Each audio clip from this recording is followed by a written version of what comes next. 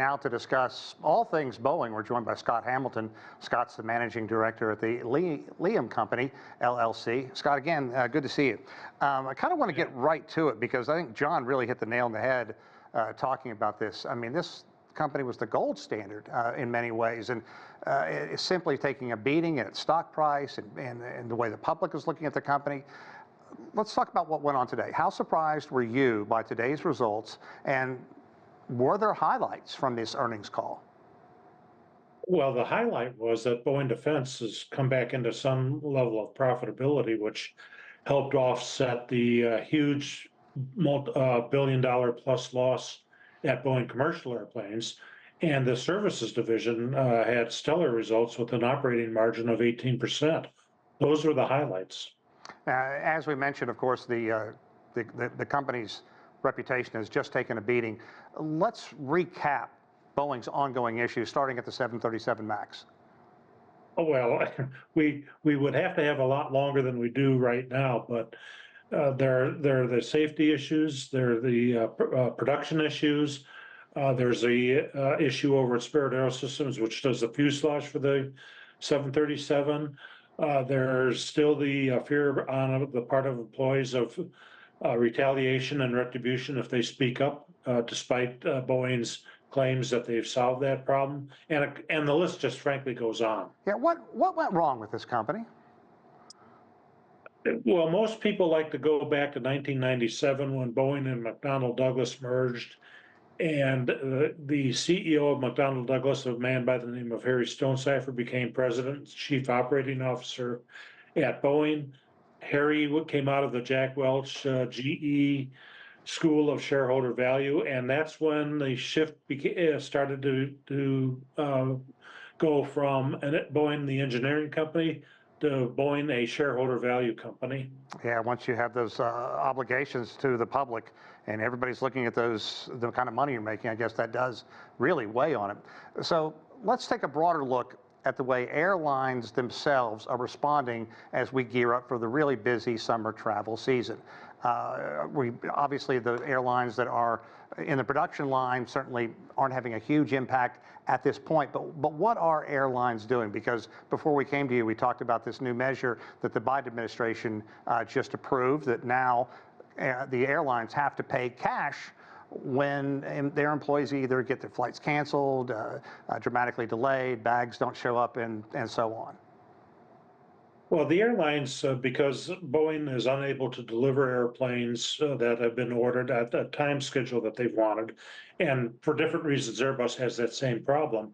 The airlines have to keep the older airplanes in service longer than they had planned. So that's number one.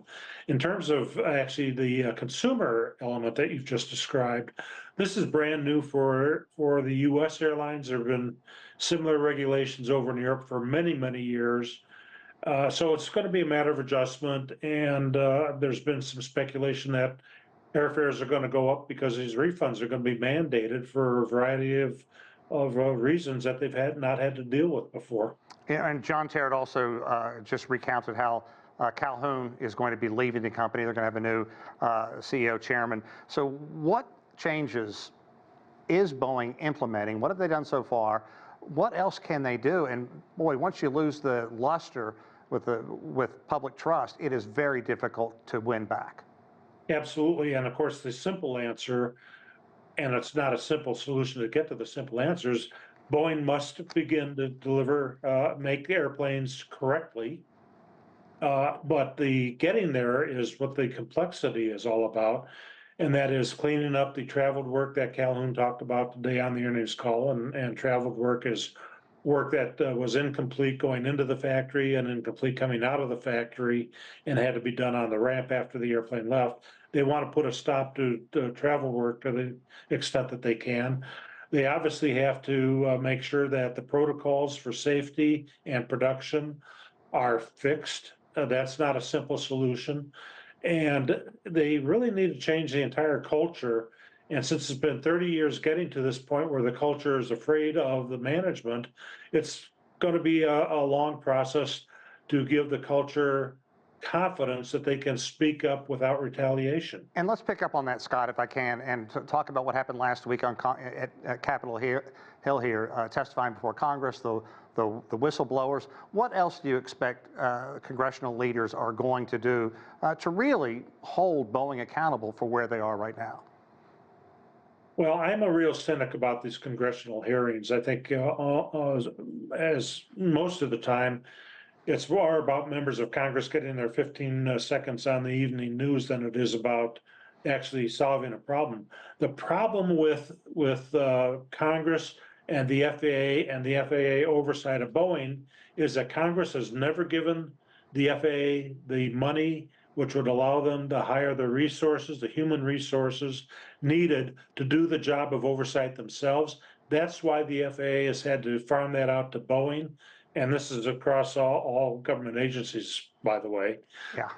So when Congress sits there complaining about FAA oversight, Congress needs to look in a mirror because they don't give the FAA the money they need.